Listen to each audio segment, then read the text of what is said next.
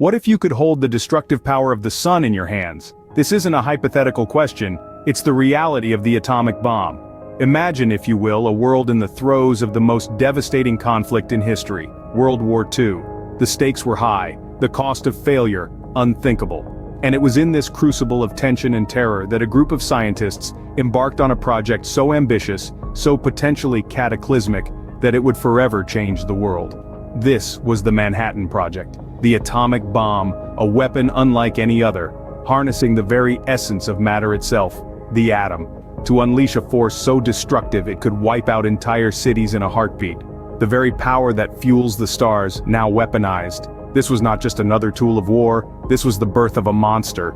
In the early stages of its development, the atomic bomb was a theoretical concept, a scientific curiosity. But as the Manhattan Project progressed, theory turned to reality. A team of brilliant minds led by Robert Oppenheimer worked tirelessly in secret laboratories scattered across the United States. They pushed the boundaries of human knowledge, breaking apart the atom and discovering the immense energy hidden within. But this was not a journey of discovery for the sake of knowledge alone. No, this was a race against time. A race against an enemy who was also seeking to unlock the atom's deadly secret.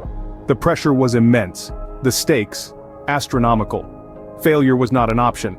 The Manhattan Project was a colossal undertaking, requiring vast resources, brilliant minds, and an unwavering commitment to achieving the unthinkable.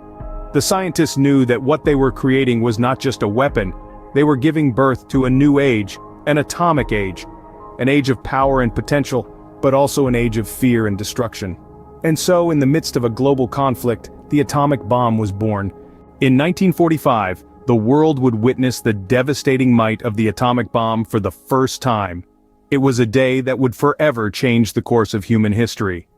On a sunny morning in August, a single aircraft named Enola Gay flew over the city of Hiroshima, Japan. Little did the city's inhabitants know that the aircraft carried a weapon of unimaginable destruction, an atomic bomb codenamed Little Boy.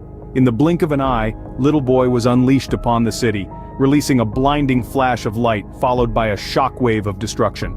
Buildings were obliterated, reduced to rubble within seconds. Fires erupted across the city, consuming everything in their path. The heat was so intense it scorched shadows of people and objects onto walls and pavements. The immediate death toll was estimated in the tens of thousands, with countless more succumbing to injuries and radiation sickness in the days, weeks, and years that followed. Just 3 days later, the world would witness this horror again. Another aircraft, Boxcar, flew over Nagasaki, carrying another atomic bomb, this one codenamed Fat Man. Again, a city was reduced to ruins in an instant, and again tens of thousands of lives were lost. The destruction caused by these two bombs was horrifyingly immense. Entire cities were leveled, countless lives were lost, and those who survived were left with physical scars and psychological trauma that would haunt them for the rest of their lives. The dropping of these bombs marked a turning point in human history. It was a display of the terrifying power that humanity now possessed, the ability to destroy entire cities and cause unprecedented loss of life in an instant.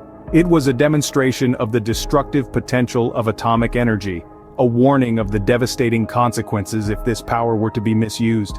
The world had seen the face of nuclear devastation, and it was a sight to be feared. With the atomic bomb, a new era of warfare dawned, and with it, a terrifying race to the top. The United States had drawn first blood in this new era of devastation, but they were not to stand alone for long.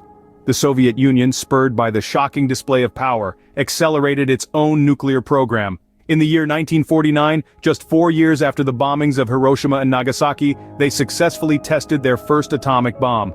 And so, the nuclear arms race between these two superpowers had begun. This wasn't a race of speed or distance, but of power and fear.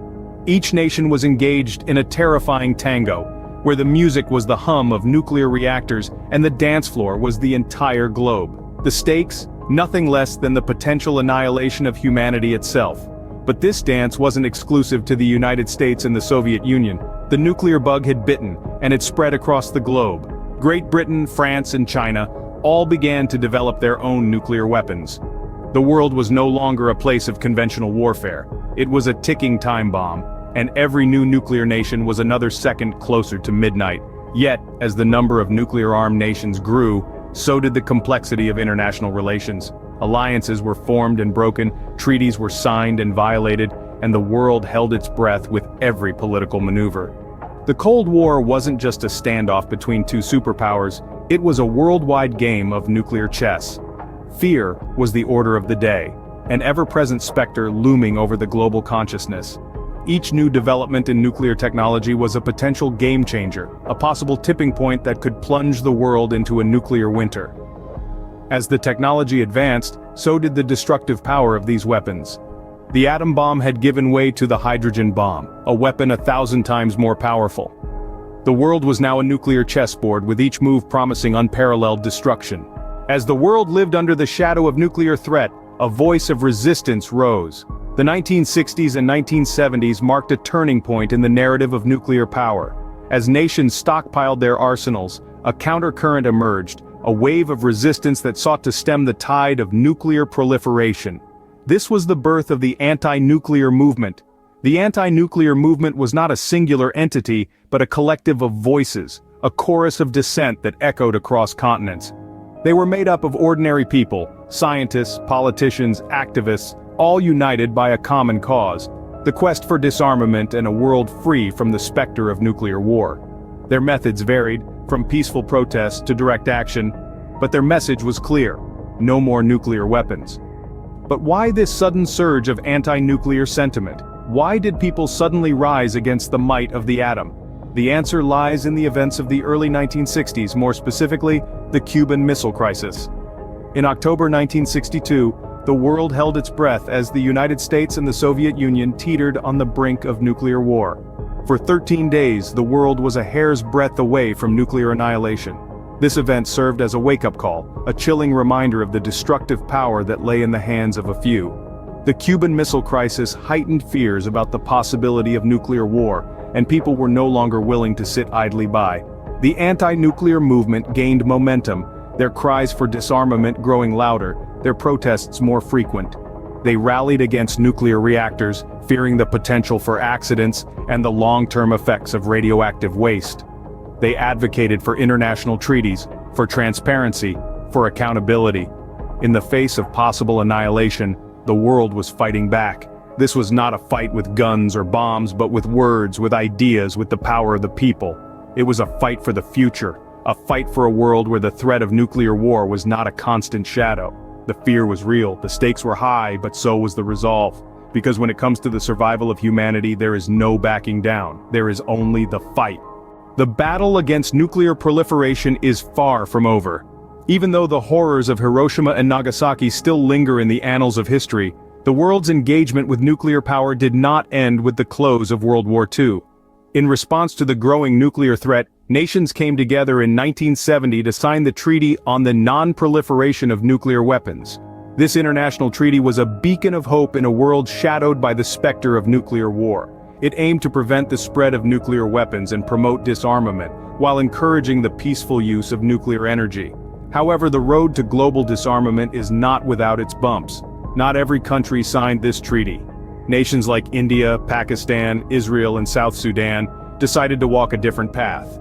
These countries, for reasons of their own, chose not to sign the treaty and have since developed their own nuclear weapons programs.